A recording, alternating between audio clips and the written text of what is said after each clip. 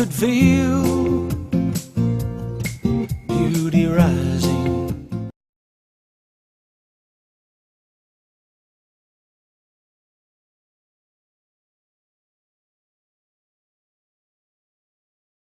Hi, my name is Sue Skaski with Vermont Volunteer Services for Animals Humane Society, and welcome to our show For the Animals.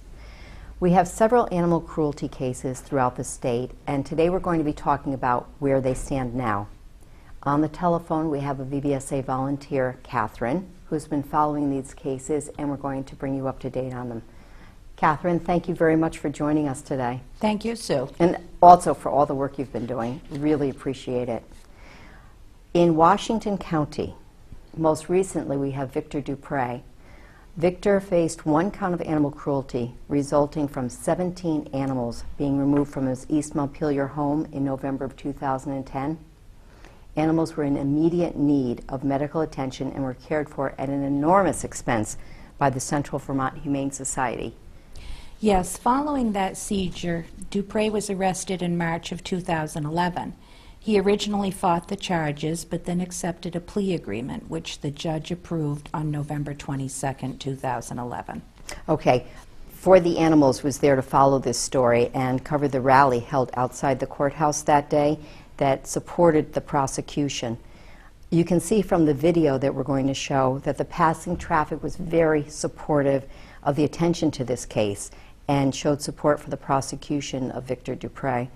And his acts of cruelty to the animals under his care, animals that he was selling as a business venture. And unbeknownst to him, a plea agreement was already on the table. Yes, under the plea agreement, the sentence handed down was 1 to 6 months suspended and 9 months probation. He can only own 2 animals, which must be current on vaccinations and licenses, and his probation officer is to check on this. He must attend community reparation board meetings. But the sentence in this case was disappointing because we were told a few days ahead of time that there was no plea agreement on the table, and therefore we had no opportunity to make suggested conditions for his probation. What do you think, what would have been the best for this? What would you have liked to have seen? Well, we would have liked to have seen a moratorium on breeding, spay and neutering for all existing animals, and to have a humane officer check on the animals. Also, some community service and a fine. Dupre has a long-term reputation as an irresponsible breeder.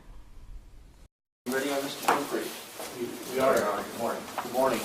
State of Vermont versus Victor Dupree is 355-311. We're in the middle of a motion hearing, motion to suppress. At the end of the last hearing, though, there was some discussion of resolving the case, and it looks like it may be resolved. So, Mr. Williams, come on up. Thank you, Your Honor. I'm handing to the court officer a proposed plea agreement in Mr. Dupre's matter. And I'll just briefly, if I may, state that, as Your Honor knows, this matter has been pending for some time. There was a civil forfeiture proceeding that happened, I think, close to a year ago at this point. We had filed a motion to suppress and motion to dismiss. At this point, Your Honor, after lengthy conversations with Mr. Dupre and Ms. Wood, we would ask the court to accept the plea agreement that's presented. All right. And Mr. Dupre, is it pronounced Dupre? Yeah. Or Dupree? Doesn't matter, Your Honor. Doesn't matter? Well, I try to get it right. Williams is easy, Wood is easy, but this name of yours could be pronounced either way. It's a French name. We won't get into the French pronunciation. Dupre. Dupre, all right. Yeah, it doesn't matter. Mr. Dupre, have you talked this all over with Mr. Williams? Yes, Your Honor. Have you told Mr. Williams everything you know about this case? Yes. And have you discussed with Mr. Williams your right to proceed and finish the motion hearing and then to go to trial if necessary? Yes, Your Honor. Have you decided yourself that you want to take the plea agreement rather than go to trial? Yes. Now, has Mr. Williams answered all of your questions for you? Yes, Your Honor. Have you and he discussed all of the possible defenses that you wanted to present to him? Yes, Your Honor. And having had that discussion, have you decided to take the plea agreement? Yes, Your Honor. Are you fully satisfied with everything that Mr. Williams has done for you? Yes, Your Honor. All right. What's being proposed here is a plea of no contest. Have you read through the affidavit of Sergeant Robert Snetzinger in this case? Mr. Williams read it off to me. I have a hard time reading it. All right. So you know what the sergeant says he found and what they allege here? Yes, Your Honor. All right. Would you agree that if you went to trial and if a jury believed the key facts outlined in Sergeant Snetzinger's affidavit, that you'd probably be convicted of cruelty to animals? Yes, Your Honor. All right. Now, what's being proposed for a structure here is a 1 to 6 month sentence, all suspended. I believe you've been on probation before, Mr. Dupre, and you've completed successfully twice, and you've had 2 VOPs. Is that a fair summary of your record? Yes, Your Honor. All right. And you understand, therefore, what's expected of you on probation? Yes, Your Honor. All right. So on a 1 to 6 month sentence, and this is intended to be a 9-month term probation, if you were to violate the terms of your probation, you could go to jail for between 1 and 6 months. Do you understand that? Yes, Your Honor. Now, with me as the presiding judge here, upon 3 violations of probation, it's likely that you could get the underlying sentence. Do you understand that? Yes, Your Honor. That's my policy, is respect you're out on probation. Do you understand that? Yes, Your Honor. All right.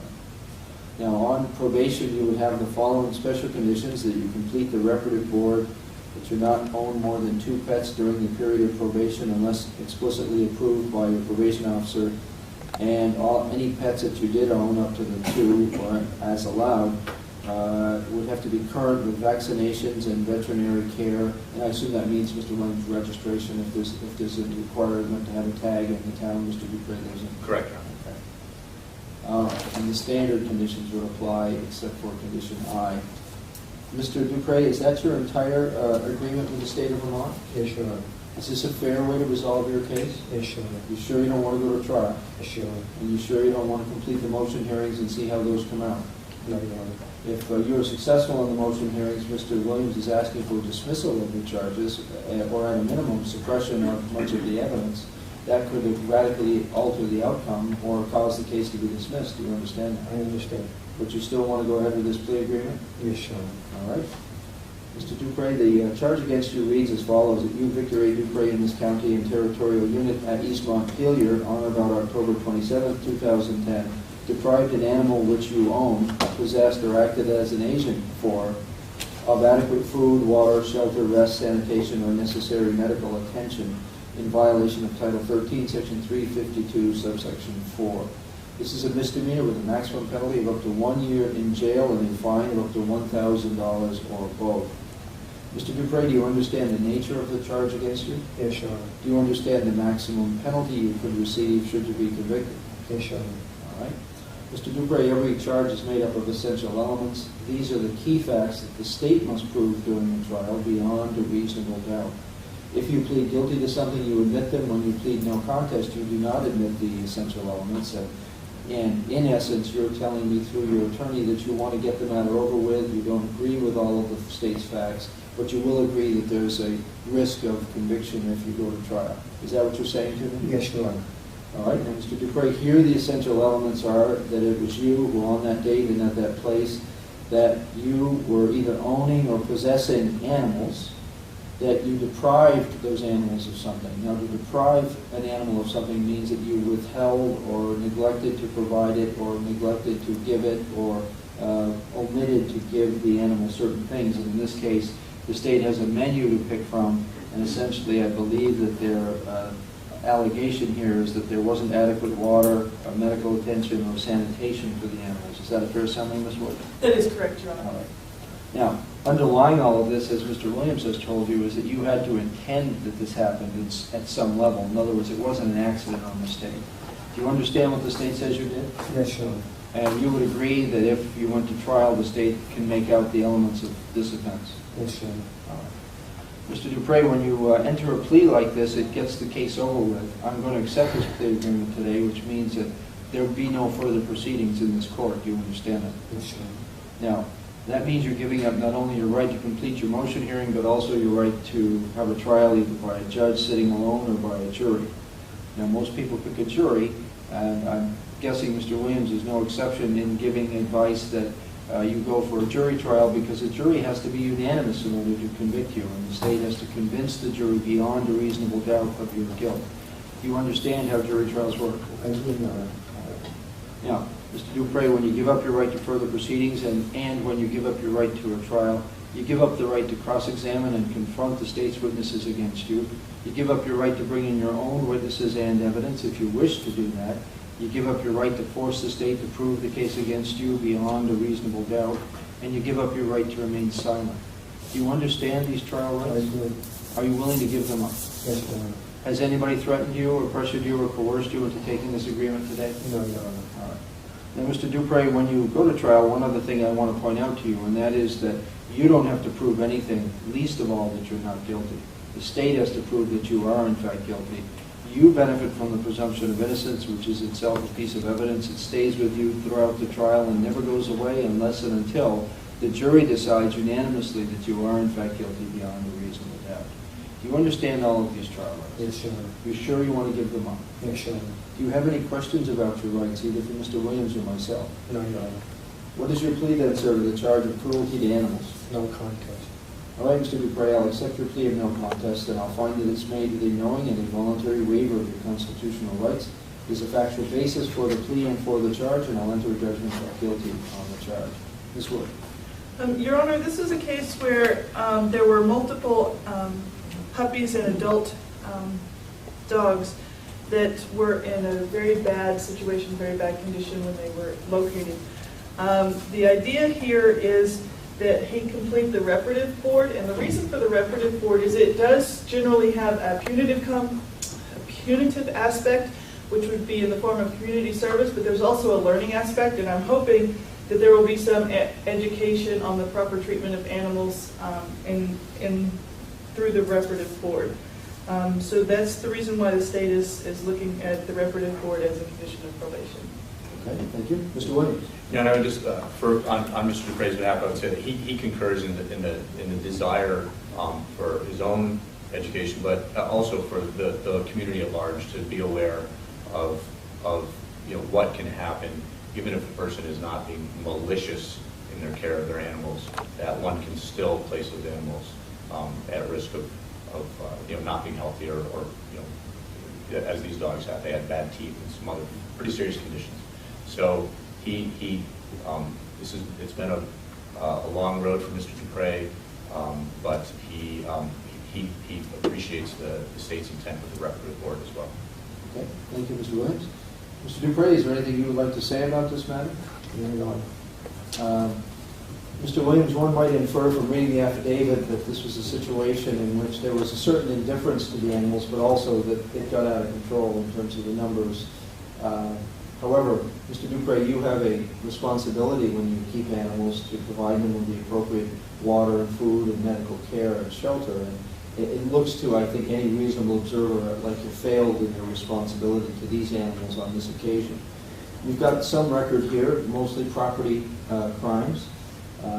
You've got a mixed record in terms of your ability to get through probation. I hope you're a success here. What is intended here is clearly a sentence that is rehabilitative for you, also protects animals that might come into your care, and finally, hopefully sends a message to the community that there are criminal consequences if you neglect and mistreat animals in this fashion.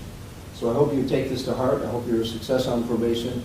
Remember, you're limited to 2 animals without the explicit permission of your probation officer. And your probation officer may well come and visit you to see if you're complying with that. Yes, Have I been clear with you today? Yes, Your Honor. Well, do better in the future. 2 animals and treat them as you would a human being, in essence. Adequate food, water, shelter, medical care. It's a basic thing. Good luck, sir. The sentence is 1 to 6 months. It's all suspended. You're placed on probation. A 9-month term with the special conditions and the standard conditions that we've outlined. I hope that I don't see you again. Good. Thank you. Thank you, Mr. Williams. Ms. Wood. All right. We also have 2 cases in Caledonia County to talk about. Cindy Erlinson. Cindy faced 42 counts of misdemeanor animal cruelty resulting from the abandonment of cats at her South Reigate property. Let's talk about that process, of which we were both involved. Yes, volunteers with Vermont Volunteer Services for Animals Humane Society and also Kingdom Animal Shelter removed 42 live cats over several visits, and we found several dead ones on the property. This was a disturbing case of animal hoarding, where the cats were found living in filthy conditions and were basically indoor feral animals due to lack of socialization and proper care. This was one of the worst cases I've ever seen. The video was taken inside the house in the winter of 2010, where we first removed the first 19 victims. Erlandson was a hoarder, and just for people that might not understand what a hoarder is, it's when people amass animals with no regards for their care or their well-being, and it's a mental condition, mental health condition, and it results in the collection of large numbers of animals that are deprived of food, water, shelter, sanitation, and medical attention. They're not thought of as individual sentient creatures. They're just something to amass. And the animals were inevitably neglected. They suffered, and some died. Tell me about how this came to your attention. I think you're the one that first discovered this. Yes, neighbors had been complaining for months before we heard about it to law enforcement about conditions at the property. And we were told that the Vermont Agency of Agriculture had reportedly been there to check on her horses. Unfortunately, the horses had disappeared by the time we first arrived in September of 2010. Miss Erlandson held nursing license in several states and worked as a traveling nurse. By September, she had already left for Wyoming for a job at a hospital, and she reportedly took between 16 to 25 dogs and cats with her. There were also 1 or 2 reptiles which were never found.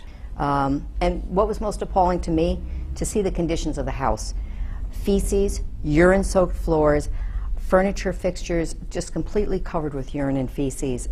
Some were rooms we couldn't even get into because of the excess feces just piled up. And to think this was in the home of a registered nurse.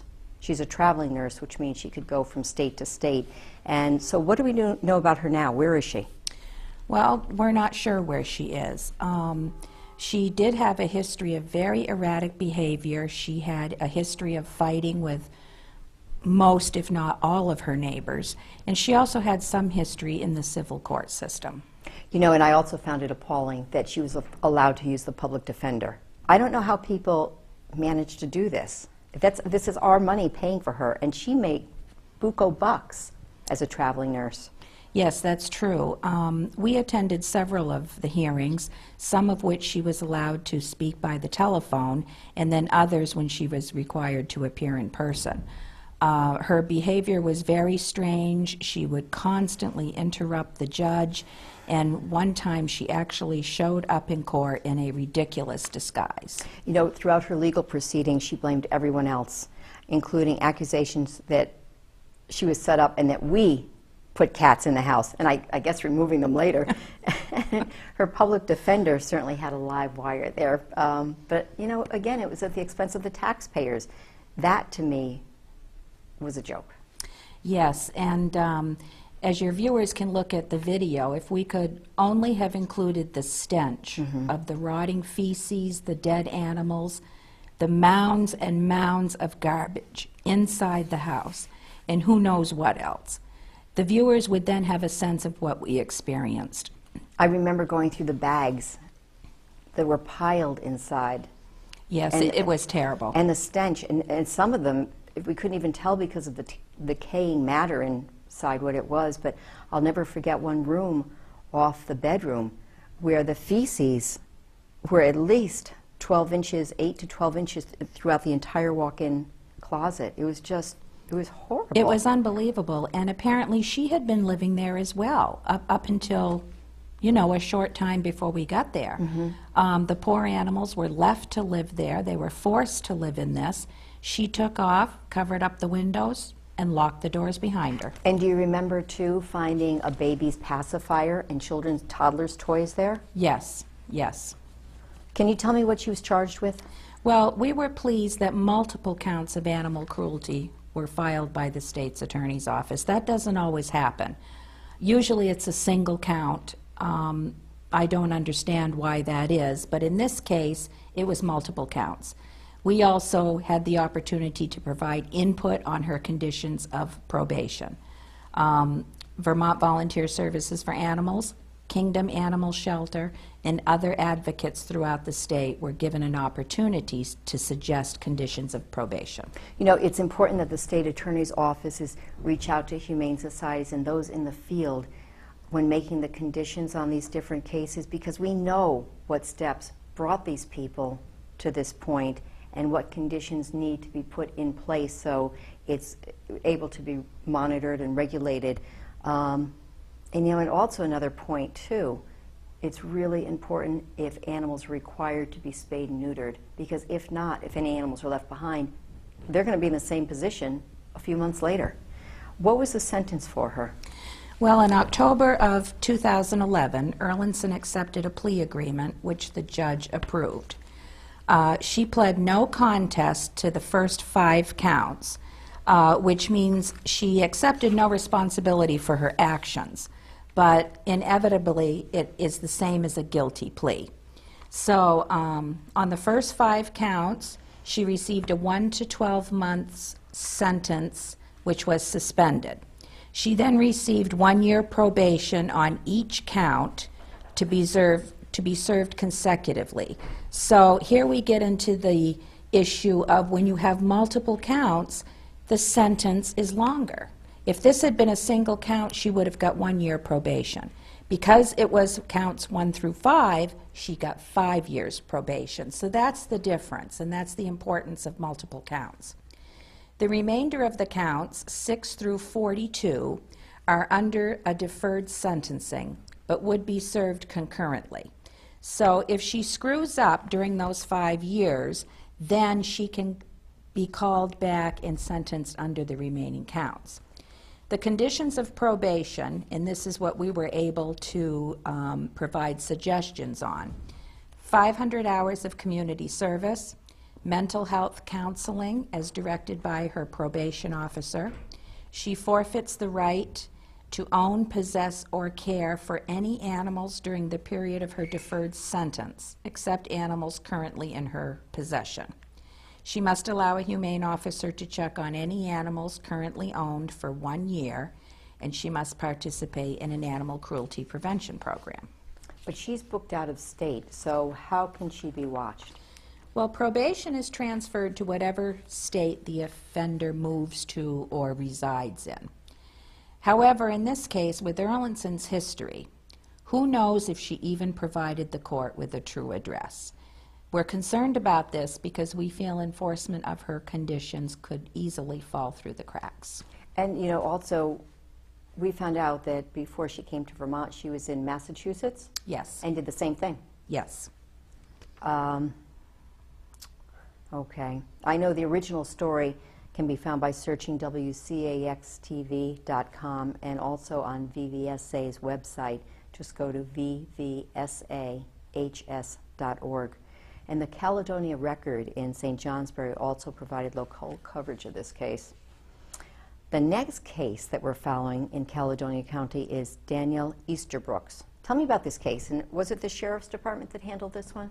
Yes, it was. Easterbrooks was charged with 2 counts of animal cruelty for cows at his Lindenville property. 1 cow was found dead inside the barn, and a downed calf was removed and later died.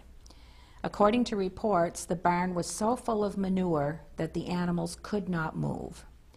Easterbrooks was released on bail in April of 2011. Do you know what the conditions of his release were? Well, unfortunately, he was allowed to keep his remaining animals.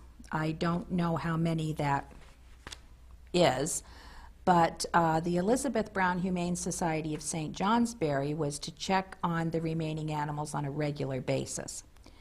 In August of 2011, Easterbrooks was placed on probation with a deferred sentencing, and no further court date has been scheduled yet. So do we know if there's been a follow-up on this? Because I tried, in preparation for the show, tried calling Elizabeth Brown Humane Society, and I know that Ann Kimball had died about 2 years ago at this point now, and I could not get through to them to find out who's the follow-up, and I did get a call into the police, but I have not heard back. So do we have any information on this? Unfortunately, at this time, we do not. That's something we should check on. Definitely. Okay, in September 2011, in Franklin County, Robert Wagner entered a plea of not guilty to 1 count of animal cruelty, as reported by WPTZ on August 17, 2010, to a charge of aggravated animal cruelty after drowning a cat in Lake Champlain. I remember seeing this on coverage on the TV after one of VVSA's volunteers sent it to us in an email. What do you know about this one? Well, witnesses say that Mr. Wagner took his aunt's so-called vicious cat, which was inside a cat carrier, and held it underwater in Lake Champlain until it drowned. There were people around while he did this. People were horrified. It happened at Cohen's Park in St. Albans, and people on the beach called police. It was reported that the cat carrier containing the dead cat was pulled from the water by a swimmer. A name tag inside the carrier identified Wagner as the owner. At this point, he has filed a motion to dismiss, which is pending in district court, and the next hearing is scheduled for January 9th, 2012. I don't know how people could be on the beach and watch this and not do something. I know if just one person in a crowd speaks out, it just takes one person to do something, and others that might be too intimidated will follow. But I can't imagine watching this and not doing something. But according to Mia Moran on WPTZ, Wagner said that he could not find a vet to euthanize the cat. I remember that, which isn't an excuse for torturing the cat by drowning it. Of course not. He certainly could have contacted his local animal shelter and made an appointment to surrender the animal. Right, right. Do you remember if he said, I mean, he said that was his excuse. Do you remember how he justified that? I remember hearing something that he thought this was a humane way of disposing of the animal. Oh, okay. Which is mind-blowing, obviously. Yeah, it sure is.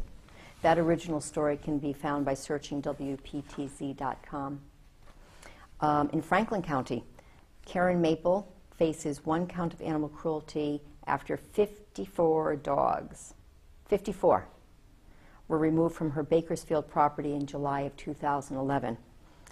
Karen Maple is known as a breeder of golden retrievers, and VVSA has taken reports of inadequate conditions in which she keeps her dogs. And we also hear people often say that they bought the dogs from not only Karen's situation, but from other bad situations to get the animals out of that. But that only helps one continue to do what they're doing. The breeders continue to do it because they're enabled. They've got the money in their pocket and they think that people are okay with it. Unless a report is made to authorities and monitored to be sure it's followed up on, then just actually buying a dog and taking away from that situation really does nothing to help it. You know, the animals are the silent victims and depend on us to intercede. Yes, that's absolutely right. And if you're buying dogs or cats or any other animal from people like this, you're supporting cruelty, unfortunately. Yeah. In the Karen Maple case, according to WPTZ, animals left in her care included an additional 14 dogs, a pony, and several cats. And I know that some of those animals are not spayed and neutered, so what has changed in this? And I understand that she faces other charges as well. Do you know what these are? Yes, she was scheduled for jury drawing in November of 2011, but that was postponed pending a mental health evaluation. The other charges she faces are 1 each of disorderly conduct, assault on a police officer, and resisting arrest, stemming from her behavior the day the dogs were taken. She allegedly attacked the state trooper on the scene. No further court dates have been scheduled at this time, again pending the results of her mental health evaluation. Coverage of the original story can be found at WPTZ.com. I'm still trying to wrap my mind around how somebody could have 54 dogs. Well, it was 68 with the 14 that were left there. And big dogs. We're not talking about small dogs. We're talking about big dogs. Yeah, How do you absolutely. feed that many? How do you give them attention? How do you clean up after them? You can't. You can't. And there's children in the house, too. Yes, I believe so. Wow. Yep. It's a sad situation. It is. You know, boy. Okay, in Franklin County, Kelly Dietrich. Dietrich is a chef and former owner of Sousa's, is that how you say it, Catherine? Yes, Sousa's. Mhm. Restaurant in Burlington. He also owns the Vermont Children's Culinary Academy in Highgate. He faces 1 count of animal cruelty due to conditions at that property. What can you tell me about that one? Well, this is the most recent case we've been following. He is the owner of the Vermont Children's Culinary Academy, which, according to the website, is a camp where you can send your child where they can learn how to cook, how to care for farm animals, and learn where their food comes from. The tuition at this camp costs about $2,500 a week. Oh, whoa. He stands to make a lot of money off that misery of the animals. Yes. And, you know, I've seen his website, and it was obvious to me that he had a really good marketer doing the web page advertisement. Absolutely. But that's not what you saw when you went there. Can you tell me about it? Yes, he was actually arrested on October 28th of 2011 after state police were called to the site by town officials. There was a dead horse on the property, completely out in the open, exposed.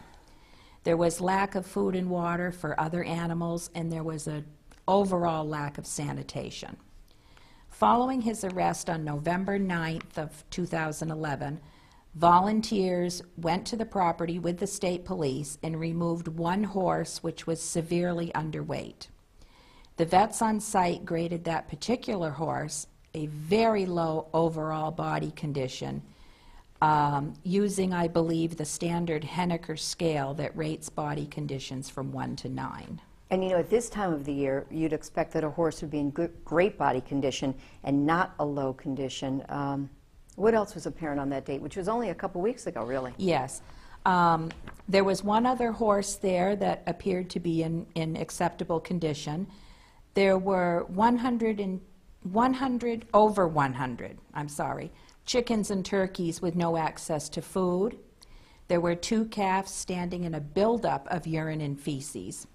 1 calf actually had an embedded halter, Whoa. which the vet had to cut out and remove. You know, I saw that on television, and that is inexcusable, to be so neglectful, and that indicates a total lack of attention to their needs, to allow a halter to break into the skin and have that raw skin start to grow over it. Can you imagine the pain that poor animal felt? Can you tell us about that? How was that handled? Well, the vet did remove the halter and pull it out, and I believe left some iodine or ointment for the representatives of Dietrich to treat the calf with. Did they acknowledge that they had seen that condition? No, they didn't really acknowledge it. They didn't really seem to be too concerned about it.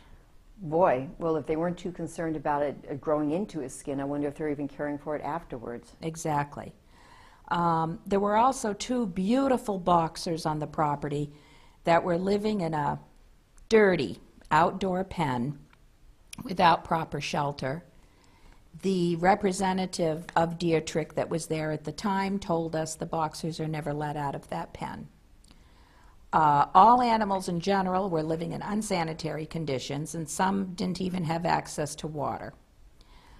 Dietrich had a representative there that spoke with us a little bit. He said he was just hired in the last week to feed and water the animals, and he seemed very overwhelmed. Dietrich is in Florida for the winter. Oh, how lovely. It must be nice. Meanwhile, you know, let me talk about those boxers for a second. Their shelter doesn't sound like it would protect them, especially being a short-haired animal in the winter. No, absolutely not. They didn't have a doghouse? They had a plastic, I don't know what you call it, but it's what you would keep a calf in, almost like what you would keep a veal calf in. But it took up, I would say, 2/3 of the floor space that they had access to in the pen. So that doesn't leave them enough room for exercise. But they were left there. Yes. So this one needs to be followed up by somebody. Yes.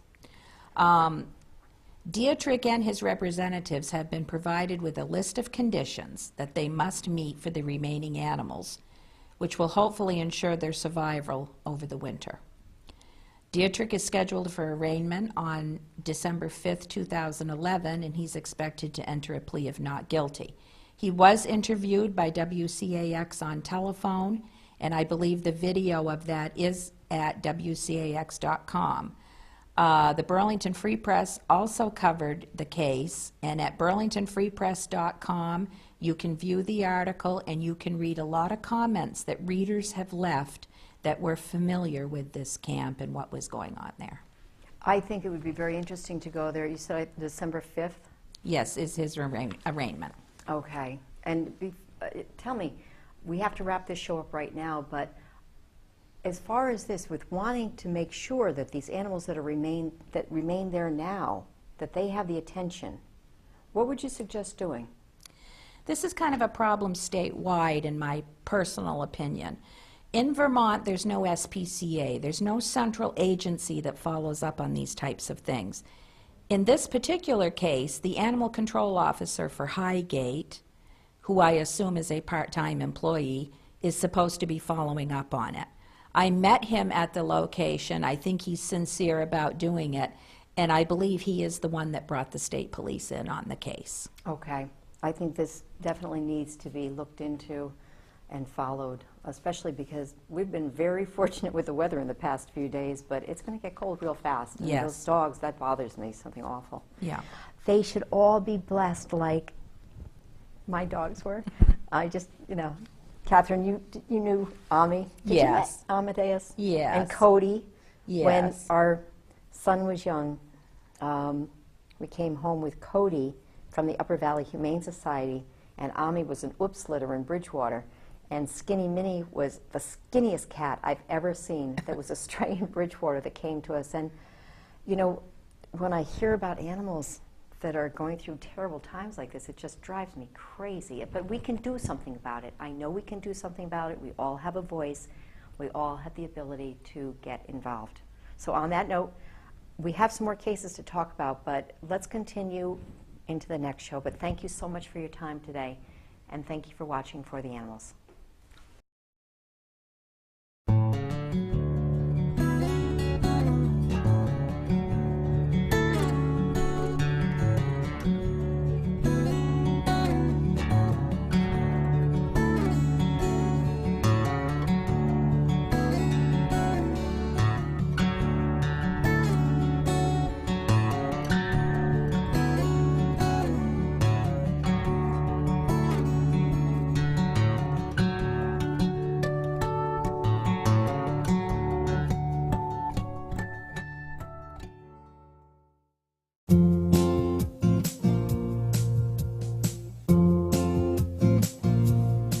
At dusk,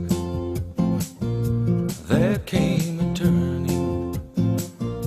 There was a moment when all was known. You could feel